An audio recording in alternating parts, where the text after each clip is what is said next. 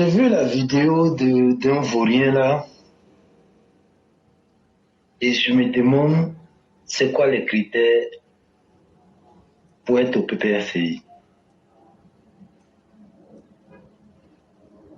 Parce que voici des gens qui ont du mal à s'adapter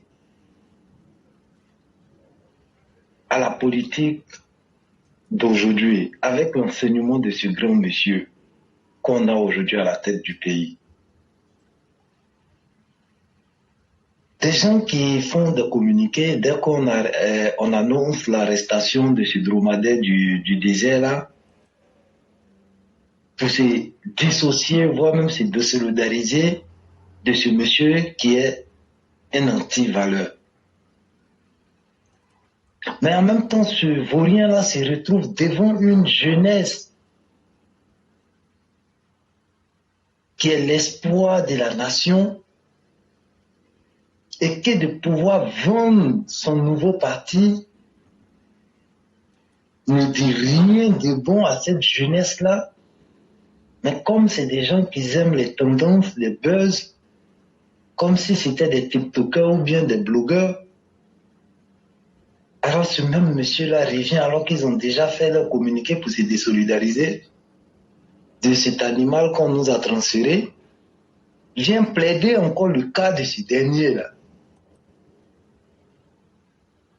Qu'est-ce qu'il veut enseigner à la jeunesse?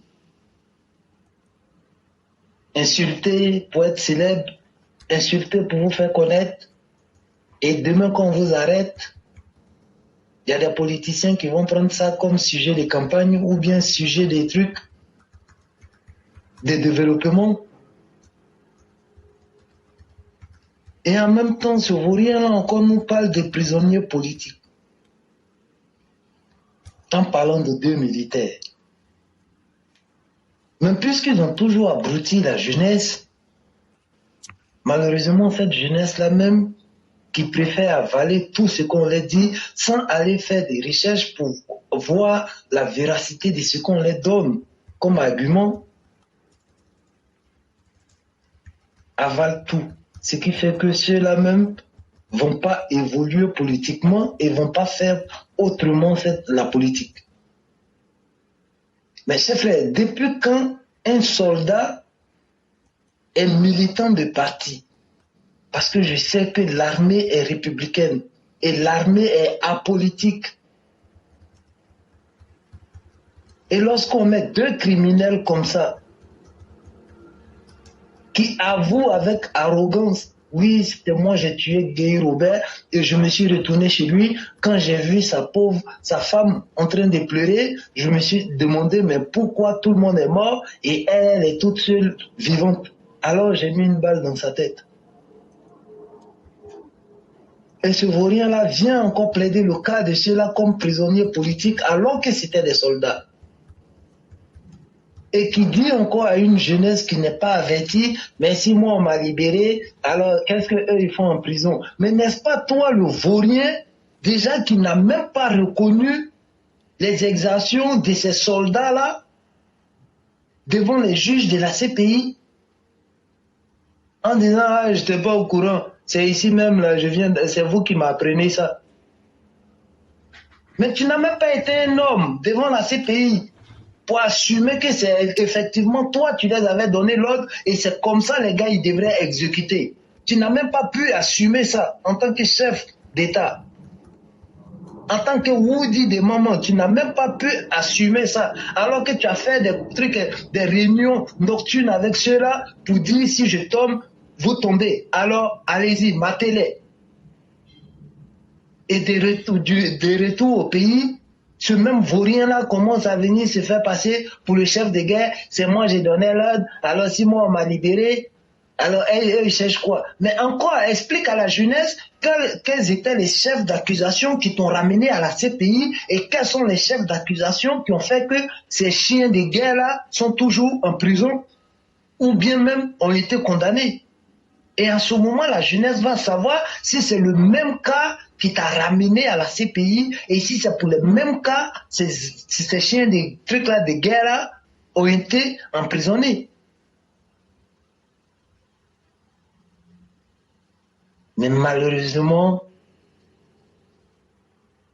je crois la drogue, ils ont servi à la jeunesse là. Jusqu'à présent, il y a d'autres qui ne se sont pas encore réveillés de l'effet de cette drogue-là. Et voilà pourquoi ceux-là ne veulent pas devenir responsables, ne veulent pas faire la politique autrement et vont continuer dans les politiques, comme chef frère, tu avais dit, de bassesse, de vulgarité. Et c'est ceux-là qui se font appeler politiques. Et comme par hasard, ils ont pris aujourd'hui comme truc, comme marchandise, la réconciliation. Au nom de la réconciliation, il faut qu'on libère tous les prisonniers. Au nom de la réconciliation, il faut que. Parce que cette jeunesse-là ne va pas aller se cultiver. Mais lorsqu'on fait rentrer des exilés, et nous tous qui travaillons, on sait après combien de temps d'absence on peut licencier une personne. Mais ceux-là même reviennent après 10 ans et occupent les postes. On fait rentrer encore d'autres personnes. Et ceux-là même ont des privilèges. Ceux qui étaient au Ghana, au Togo, ont des privilèges. D'autres ont presque 150 000 à 200 000 par mois. Les comptes dégelés. Mais irresponsables qu'ils sont, ils ont toujours manipulé la jeunesse avec. Et on entendait des parts et d'autres. Oui, ils ont gelé les comptes. Il y a des gens qui sont morts parce qu'ils n'avaient rien, parce qu'ils ont gelé les comptes. Et ils étaient tellement devenus pauvres qu'il y a d'autres qui sont morts. Alors que ces mêmes personnes ont eu les comptes dégelés, ont préféré dire comme ça, comme si c'était des sujets de négociation pour nous emmener dans la cohésion sociale. Non, on ne dit pas que vous avez dégelé nos comptes. Mais par contre, ils ont continué à manipuler la jeunesse avec.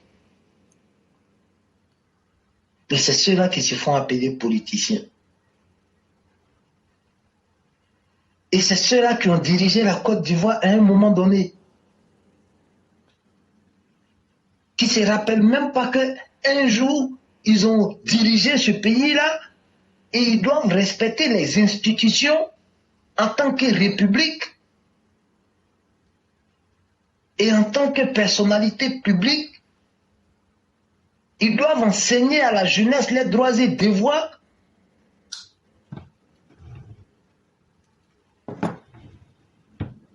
Mais on va où?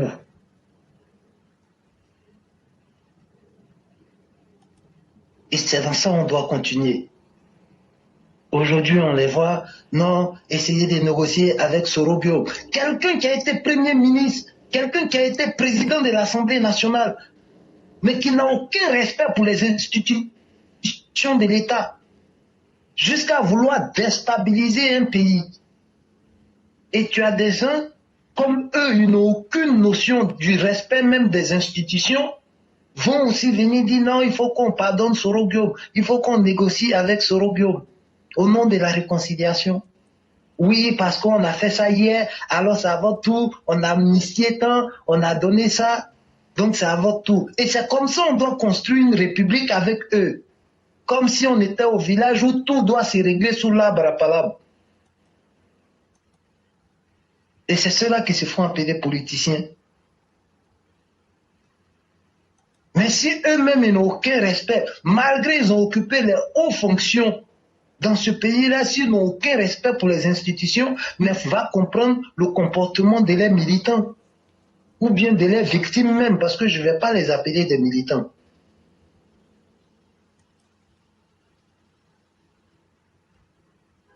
Mes chers frères, je vais dire un coup de cœur à tous ceux qui accompagnent ce président-là, avec sa manière de faire la politique, le président a pu mettre l'opposition KO. Ils sont par terre. Mais vous qui êtes à côté, chargez-vous de pouvoir maintenir cette opposition-là par terre. Avec l'enseignement de ce grand monsieur qui est le capitaine du bateau, en donnant des valeurs. Parce qu'aujourd'hui, pas mal d'entre vous, par vos comportements, il y a des cyberactivistes qui ne savent même pas, sinon la majorité de ceux qui se reconnaissent au RHDP ne connaissent même pas c'est quoi le rôle d'un militant. C'est pas juste aller voter, mettre des gens au pouvoir et c'est bon. Certes, nous sommes les gardiens de ce templier-là. On doit être des gardiens contre les détracteurs, mais on doit être des gardiens aussi en interne pour ne pas que d'autres deviennent des anti-valeurs. Votre approche hier, après les élections de 2020, aujourd'hui on voit le problème que ça crée, même parmi les cyber-militants ou bien cyber-communicants qui se sont mis au service de ce parti au nom de ce grand monsieur pour éveiller les consciences, pour sensibiliser la jeunesse, quels que soient les bords ethniques ou les bords politiques. Que oui, il doit avoir une opposition. Mais hier, de la manière, ceux-là nous ont fait croire que c'est comme ça on faisait la politique, en mettant les enfants d'une même nation en palabre, en faisant des enfants d'une même nation des ennemis à cause de leurs bords politiques. Mais vous ne nous aidez pas. Voilà pourquoi on trouve un aboyeur public aujourd'hui qui parfois prétend s'exprimer en tant que militant ou bien communicant du RHDP à venir raconter tout et n'importe quoi. Mais ça ne m'étonne pas de ce dernier-là parce qu'il vient de là où on les a dit, la politique c'est pour venir se servir et on s'en fout de la souffrance du peuple. Voilà pourquoi on est en train d'aboyer. Ils sont en train de manger, moi je n'ai pas encore mangé. Vous êtes là, c'est vous qui mangez seulement, c'est vous qui mangez seulement. Alors que on avait besoin des dirigeants qui donnaient la chance à tout le monde. Et tout le monde pouvait tenter sa chance par rapport à ses compétences. Mais non, on entend cet aboyeur public là toujours. Laissez-nous manger aussi, laissez-nous manger aussi. Tu manges par rapport à quoi? Parce que tu t'assois sur Facebook en train de jacasser et après on doit t'appeler pour manger? Tu dois manger au nom de quel droit? Tu as fait quel genre d'activité pour que ça soit rémunéré et puis tu vas manger?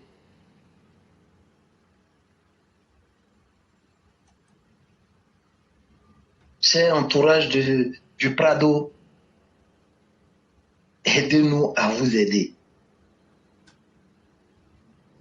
Parce que depuis notre destination, même à 6000 km, on s'est mis au service de la nation. Parce qu'on ne peut pas construire une grande nation sans son peuple. Mais un peuple qui n'est pas éveillé, c'est un vrai danger. Voilà pourquoi on peut manipuler ce peuple en les disant, na, goudron là on ne mange pas. Et tu vois des victimes se promener. Oui, on ne mange pas goudron. Encore on vient les raconter, ouais, le pays est en train de s'endetter, on ne voit rien. Alors qu'il y a des hôpitaux, il y a des infrastructures, il y a les universités. Aujourd'hui, les villes se sont rapprochées à cause des trucs, à cause de l'état des routes. Ceux qui quittaient à Korogo hier pour rentrer à Abidjan à 18h, aujourd'hui peuvent quitter à Korogo avec le premier cas pour rentrer à 16h, faire des activités et peut-être prendre le dernier cas pour se retourner. Mais il y a des victimes qui viennent vomir ça parfois sur des panels. Ouais, on prend crédit, on ne voit pas. Mais qui ne savent même pas comment on rembourse un crédit. Allez voir le PIB de la Côte d'Ivoire. Allez voir le taux de remboursement. C'est ça, comprendre comment un gouvernement ou bien dans une république, on essaie de récolter de l'argent pour pouvoir payer ces dettes-là. Et vous allez comprendre que c'est des gens même qui ne sont même pas des contribuables. Tout le monde se donne le nom du contribuable, mais qui ne peuvent même pas montrer des fiches de paie ou bien des avis d'imposition. Mais tout cela se font appeler contribuables. C'est nous, on va payer après. il y a une jeunesse qui est victime par des magiciens qui se sont fait appeler à un moment donné des politiciens. Aidez-nous à vous aider. Parce qu'à 6000 km ici, je peux dire je m'en fous de la Côte d'Ivoire. Le temps qu'on prend pour faire des émissions, voire même intervenir dans des émissions, on peut aller gratter encore quelque chose avec. On n'attend rien de vous. Chers frères, je vais m'arrêter là pour laisser la place aux autres. Il n'y a pas de problème. Vraiment, merci beaucoup. Je crois que le langage il est assez clair. Quand des militants disent « Nous n'attendons rien que le développement et la prospérité pour tous, l'ordre, la paix et la sécurité pour tous les Ivoiriens et surtout la justice », et qu'on voit des militants alimentaires en train de s'égosiller pour rien. Mais je peux vous dire que tout ça, c'est peine perdue. Il n'aura rien. Et il s'est mis lui-même en nu. Hein, donc, les gens s'en foutent pas mal de lui. Mais c'est honteux quand même que tu puisses être en bonne santé et demander la pitié des autres. Moi, j'en ai vu des gens qui ont à peine un bras, mais qui luttent pour ne pas que quelqu'un leur dise « Toi, c'est nous qui te maintenons ». Mais quand tu rates même le sens de ton existence, que ta propre santé, tu ne l'utilises pas, c'est vraiment assez triste. Et cher frère, tu l'as dit, nous aujourd'hui, notre crainte, c'est que les cadres comprennent que ils n'ont pas signé de deal avec quelqu'un. Et donc là, ils ont tout intérêt à laisser ceux qui sont venus volontairement communiquer, faire leur communication. On ne vous a pas dit de nous payer. Pourquoi vous voulez nous payer? Ou bien pourquoi vous apportez certains pour les payer? De toute façon là, si je communique le jour que je suis fatigué là, si je n'ai pas eu ce que je cherche là, je vais arrêter. Ça aussi c'est une vérité. Parce qu'au départ là, il n'y a pas quelqu'un qui m'a dit il faut faire ça, on va te faire un contrat. Et ça depuis très longtemps, je n'ai cessé de le dire. Et aujourd'hui on en arrive au chantage. Mais ça ne saurait prospérer, chers frères, parce que les cadres et le RHDP doivent même aujourd'hui comprendre que ceux qui sont ces vrais communicants-là, le parti les reconnaît et les connaît aujourd'hui. Et donc, comme disait un philosophe, laissez la canaille se répandre là où elle se sent le mieux. Mais la vraie vérité, c'est que le président Ouattara demeure notre candidat, sauf cas de force majeure. Et c'est un homme qui a toutes les habiletés pour diriger. Et même mieux que ceux qui sont moins âgés que lui, comme Laurent Gbagbo, qui est dans un état de santé extrêmement lamentable et qui traîne une vie de pesanteur sur son âme. Chers frères, continuons notre message. Essayons d'inculquer la vérité dans l'esprit de nos militants et des Ivoiriens sans chercher à faire plus.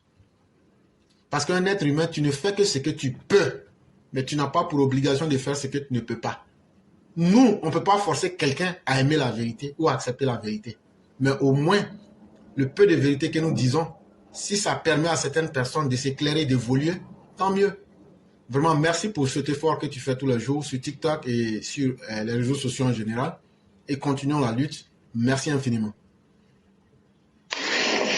Chef frère, je te remercie, toi, et voilà, les Mao et les Chao qui, à chaque fois, sont comme ça, même les sages de cette classe EPV-là. Et merci à tous ceux qui sont en commentaire, qui, à travers les partages, arrivent à sensibiliser au moins, ou bien à éveiller les consciences des frères et sœurs en Côte d'Ivoire.